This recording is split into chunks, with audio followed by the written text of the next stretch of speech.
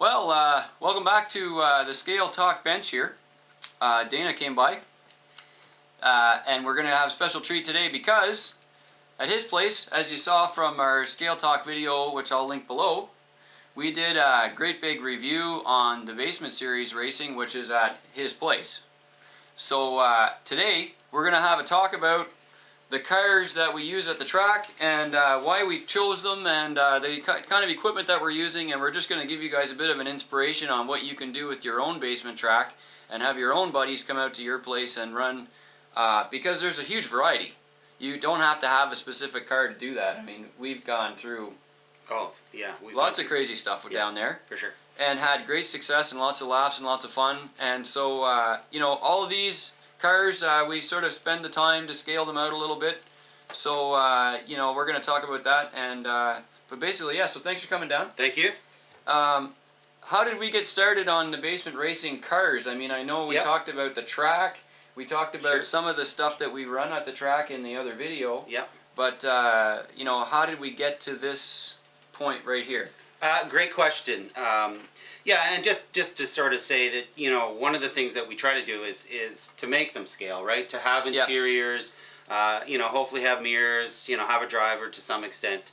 I think that's the level we're shooting for when it comes to racing in these basement series over at my place. So, yeah, there's, you know, lights, that kind of thing is something we like to see and race around. So, yeah, where did it start when it came to the cars that race around the basement? Well, certainly this was my original. This is the Datsun 510. Show that thing off. Okay, sure. This is, I guess, a year and a half ago that we started racing this one. This one's seen most mileage. Definitely seen a lot of rips and bangs and bruises and so on and so forth. But yeah, so this is where it started. Again, we've got all lit up. You know, you've got the high intensities out front, and you've got sort of the amber in the middle there, which I kind of like that.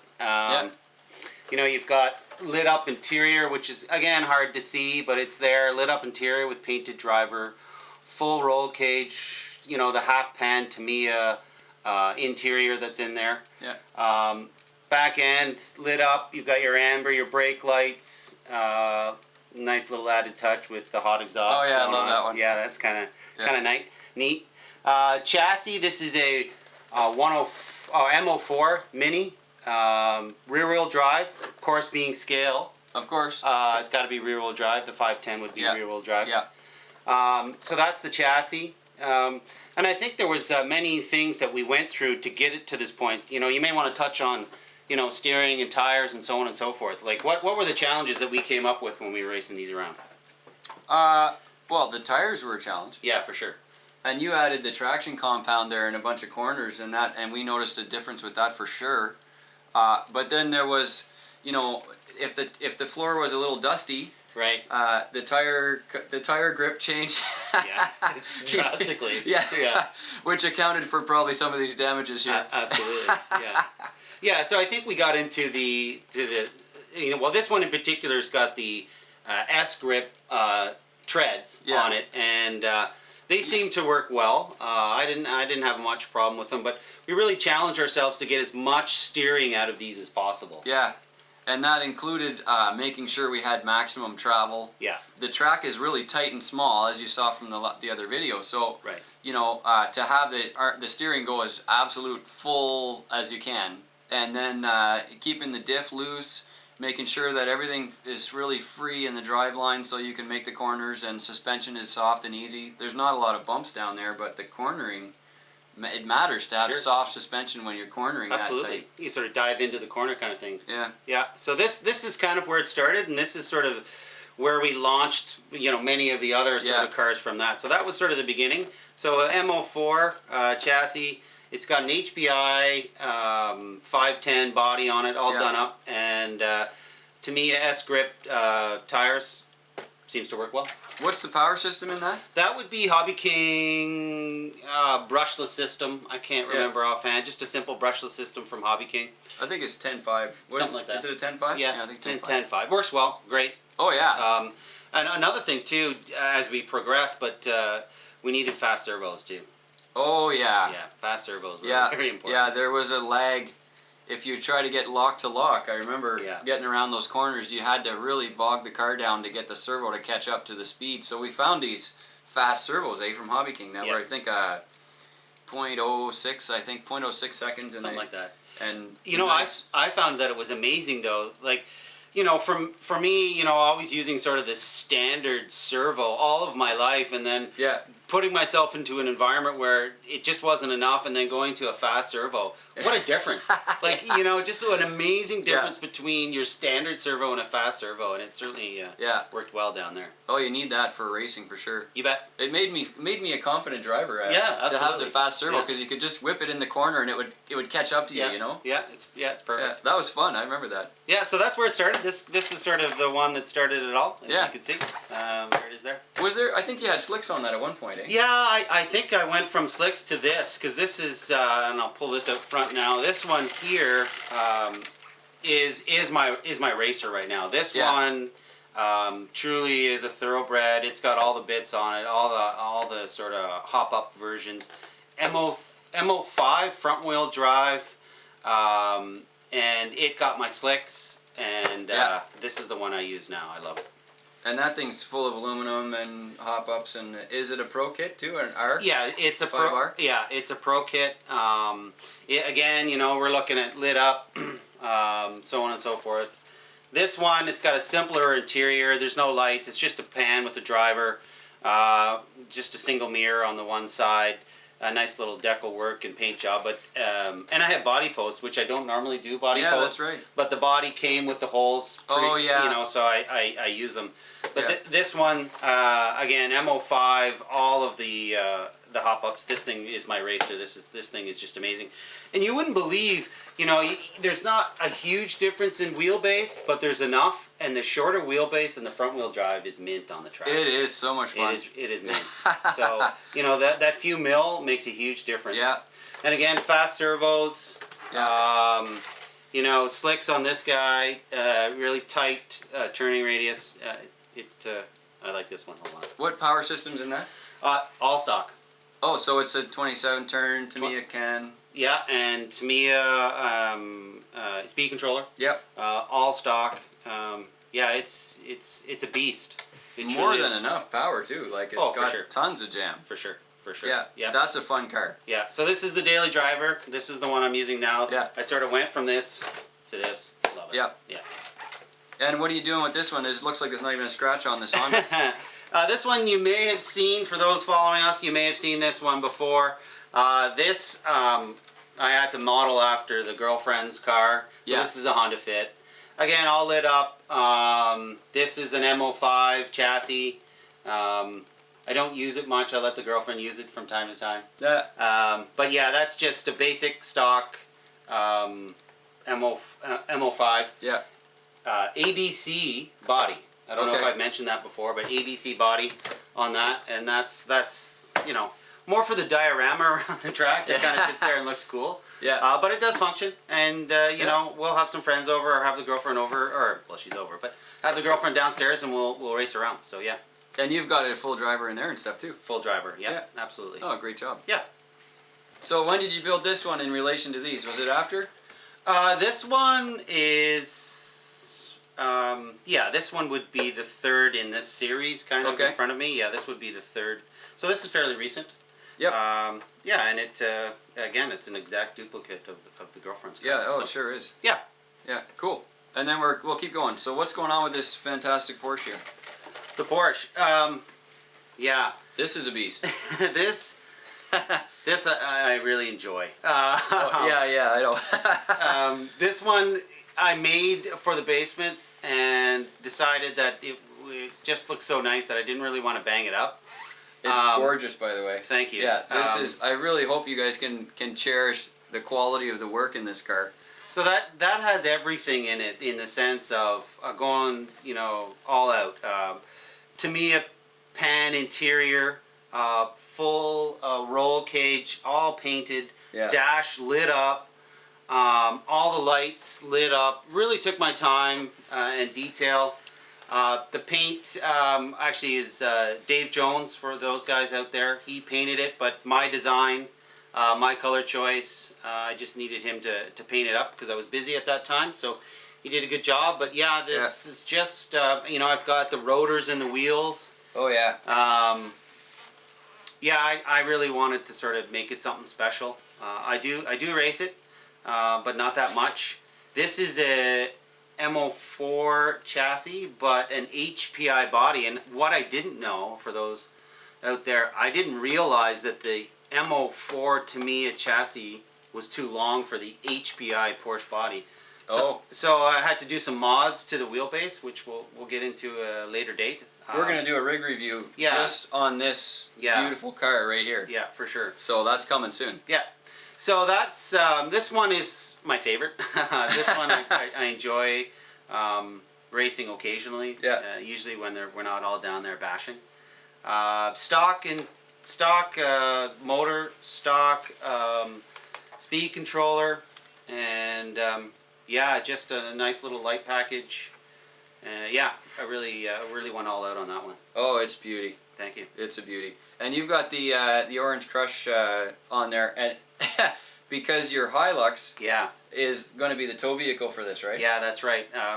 Again, out there, if you've seen the orange Hilux, that yeah, lots of videos. Lots of videos of that one. This one, as you just said, I've got the Orange Crush logos on both, and it's sort of like it's the hauler for this. So I'm building a trailer for this at some point, and perhaps we'll feature it way in the distance. Nice, a nice combo of that running around. But yeah, so they're a package deal, and hopefully I'll get them together with a trailer someday. Well, I can't wait for the rig review on that. Yeah, thanks. So that's going to be fun. Yeah, I'll have a look at that. So what do we got over here? We've got your racer that's seen everything. Boy. It's got the test of time on it for sure. So this is an MO3. Okay. It's a basic MO3 kit. Yeah. And I got a Blue Groove rabbit body for it. That's right. This particular body has served me very, very well.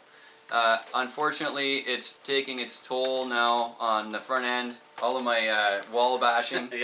It's had a pretty hard life. For sure. But in the spirit of things, you know, I got a Blue Groove Celica GT Tamiya replacement interior from them as well. And that the interior that I got for the Celica is a little bit short for the Rabbit, but it happens to be a really narrow body, the Celica body. So this interior fits perfectly in this tiny, tiny body. And this is the shortest wheelbase I think you can get from a Tamiya. Yeah.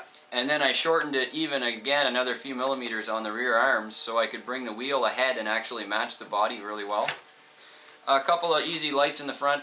It's nothing serious, but it really does help actually down there. It sure does. To have lights on the car, you can see yourself going through the corners better. Yeah, and it makes a big difference for sure. I've really liked having the lights on it. Yeah, I think this one in particular has got the track record. This thing just is unbelievable. It really hauls.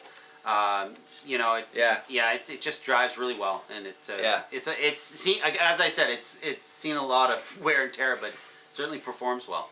And I've got M grips on here. Yep. They do slide around a little bit. I can get the tail wagging on this pretty easily, actually, flying it through the corners a little too fast. Yeah. And I've come to actually really enjoy driving it that way. It's a little loose in the back, but it's got super sharp steering and more than enough jam. There's actually there's a lipo in here, this typical Tamiya sort of stick lipo that goes in them. This is a 3200. And then I have a 19-turn Chameleon motor in it, which is way too much motor. Don't ever put that in a Mini. It's insane. Yeah. I have the radio turned down to I think 20% or something so that I can actually control it, because if you pin it, it just smokes the tires off. Like there's no comparison to the power in there. And you make a good point. We're running at what, like 20-30% throttle? Yeah, all the cars are turned way down. Yeah, right? We're not running a lot of throttle down there, but it's still more than enough. It is. It's so much fun. Yeah. And you don't need the power down there, but you need good braking. Yeah, for sure. And you need just enough power to pull out of the corners, but not enough to break loose, right? So it's a balance for sure on the throttle. It's an art, just like most racing, for sure. Yeah. And I love my little carbon fiber sticker. Yeah, yeah. It's well done. Really well done. That's all. Yeah. It's just a sticker. Yep. Does the job. And my favorite. But I think we've definitely gotten some huge enjoyment out of these little buggers, haven't we? Yeah, these Apex Minis, and I know we've talked about them before, but in the basement series, but these things are unbelievable. And I think the last Yeah. race you and I did, it was really neck and neck, right? Oh, yeah, it was crazy. Like, it was just back and forth. Like, I would dive into one corner and get out, and then you'd be in the next corner. So, yeah, these ones really are at home at the track for sure. Yeah, and you can see it's a little bit smaller than even the small Mini. Yeah. You know, is it a 1/18? 118 size? 4-wheel drive too. Yeah, 4-wheel drive, shaft drive with Yeah. a little tiny motor, and the batteries last a long time. And Yeah. this is a fun, tough car. If you have a little basement space, this is enough. That's It's all you more need. than enough, and it's a fun car. And there's lipos in all these, but it's nickel. What is that? What is in that one? Yeah, these come with a nickel stick Yeah, yeah. that came with the RTR. Perfect. Runs great. Yeah. No problem. I have yet to step up to you on this though, because you did all the taillights in yours already and some headlights. A little bit of lighting for sure. I've got to up my game. Mm-hmm. Yeah. You need to show up with some lights, maybe get an interior in Yeah, there. Well, yeah, I we'll should see. actually move We'll ahead see. with it a little bit. Yeah, sure. Yeah. So, and then of course there's these cute little carts. Yep. This is why don't you talk about this? Yeah, so these are a Hobby King special, but they're well done. Like, they're all carbon fiber, you know, a lot Yeah. of metal and aluminum bits on it. Really well done. And it's a true cart. Yeah. It's a solid rear axle. Yeah, it sure is. And so, you know, for those karters or anybody out there that's got a bit of racing, it's got a solid rear axle, so it's true to form. A little bit of suspension in the front, a little, you know, sort of chassis flex. Yeah. What we run into, the biggest problem is getting front end traction. We weighted the Yeah. front end with some fishing weights, I think. I've got a whole bunch of them up here Yeah. underneath the front cowl there, just jammed it full. Yeah, and we've got this really nice sort of clear bumper, which I credit you on. They're awesome. And what that does is it saves the front tires, allows us to Yeah. go around the corners a lot better, steers us in the right direction when we hit or rub up against Yeah, the wall. you can bump off a little bit. Yeah. But they're a lot of fun once you can get them dialed in. But we still struggle with a little bit of traction in the front end. For sure. But still a lot of fun once you sort of manage the throttle. Again, managing throttle. But as soon as you get sort of that aspect into it, Yeah. they can really rip around. And we run these actually physically slower speed Yeah. than the Minis. Yeah. Even though the carts are enormously fast. Like I have mine turned way down too, and I think yours even has a faster motor than mine. Yeah, and they're all brushless, right? All brushless, yeah. Little lipo batteries. Yeah. Yeah. Yeah, I think it's what size is this battery? Not sure. 370. Okay. Yeah. That's a small. It's a 2-cell, tiny little 2-cell. But the thing is, you don't need the power, right? No. And Oh, with the lack of traction in the front Yeah. already, then we end up driving them really slow around the track. But they look super scale that way. It's That's great. right. Yeah. Yeah, they're a nice change, you know. Like, Yeah. you know, you're ripping around in the Tamiyas, then you get into the 1/18th, and then you get into the carts, and it's just a nice little change up. Yeah. And the fun factor's way up on all of these. Yeah, that's great. Yeah. So, if you were going to give advice to people setting up their own basement cars, what would you say? Well, I think, you know, if you've got that space, make it as you see fit. But certainly when it comes to the cars, high-speed servos, try to get as much turning radius as you can get. Yeah, swing that thing Yeah. all the way. I find front-wheel drive can get around the smaller tracks much better. Shortest wheelbase is possible. Yep. Yeah, that's kind of where I would lean towards. And then, you know, if you can get some grippy tires down there, you're off to the races. But yeah, those are some of the recommendations that I would say. But all in all, we're having a great time down there. Oh yeah. Yeah. Yeah, and I think the basement racing, my favorite part about it, from what you've done, is you've scaled out the diorama so nicely, and then it really makes you want to step up the game with the car. Of course, right? You know? Yeah, and it's vice versa too, right? When the cars start to get a little bit better, I'm thinking, oh, now I got to make the diorama a little bit better. So you know, when you're looking at it, or you want to take a video or a picture, you want to set the scene, you can put it in that environment, and not only does the diorama look scale, but the cars, and they sort of equal one another. Yeah, they look great. Yeah, yeah, for sure. I think I would say, if you're going to start out doing a basement car for yourself, keep it really, really simple. Yeah. Get a nice little kit. You can even start with an RTR Apex right out of the box. Don't bother with crazy big motors and all that stuff. No. Just keep it simple and light and small, and have fun. Absolutely. with a very low cost. I think we didn't pay much for these cars, and we've had so much fun out of these. I know. And they don't bust. No. You know, it's incredible. They're not the most scale-looking car we've got down there, but boy, the fun factor's way up. And like even this one here with the HPI body, but it came with this body in particular. Yeah. And you know, you're looking at maybe $125, $150, and you've got an M05 that's decent, and just a few small upgrades, and you're ready to go. But realistically, it's not going to cost you a lot to get into a little bit of basement racing for sure. Yeah. Yeah. Yeah, it's a real fun time. You bet. So we're going to do a rig review on this particular car. Yep. You know that this car is still featured on GCM ScaleGarage Facebook banner. I heard that. I heard that. Yeah. Yeah. Maybe we should get some new pictures of that too. For sure. And anyway, that's our basement car review. Yeah. As a whole. Yeah. And you guys have probably got some kind of a private track going on at your place. I mean, you maybe you have a little track going on outside. You got your own little rally circuit out in the laneway. Maybe you've got a basement track. Write in the comments down below and put a link to your own videos, and we want to see the stuff that you're doing too. And hopefully our little rig review here for our basement cars has inspired you to move ahead with a track of your own. Because you know, on rainy days, what are you gonna do? That's right, and of course our long winters, right? So yeah, and up here we're in Canada, if you're wondering. Yeah. And we had snow forever, it seemed, this year. Oh boy. So, but anyway, we're back on the trails now. Yeah, you betcha. Yeah, we're shifting gears. Yeah, we're going to go outside real soon. Yeah, you betcha. So rig review soon, and thanks again for coming down. Thank you. And we look forward to some more basement racing at your place. Awesome. And we'll sign up some videos for that too. You betcha. Great. Okay. Enjoy, guys. Okay. Thanks.